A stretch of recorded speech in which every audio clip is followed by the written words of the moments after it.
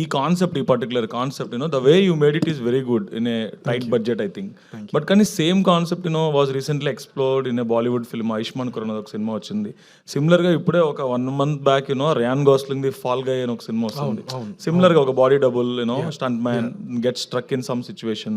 అయితే plot universal అయిపోతుంది కాబట్టి what is the different element you showed to make sure that this film will stand out?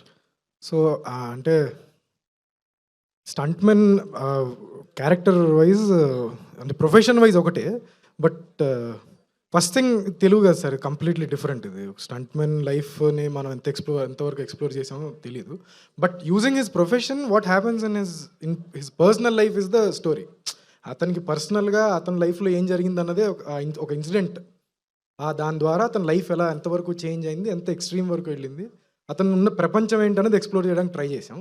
I think it's very different. Other than the stuntman, there's nothing same. And did you talk to any real stuntmen to get any backstory? Yes. And like a figment of imagination, I would అంటే to give and ఊరికే స్టంట్మెన్ అంటే సరిపోకుండా just వాళ్ళు అసలు daily life ఏంటి, everyday వాళ్ళు పొద్దున్న ఎన్నింటికి వెళ్తారు, ఎప్పుడు వస్తారు.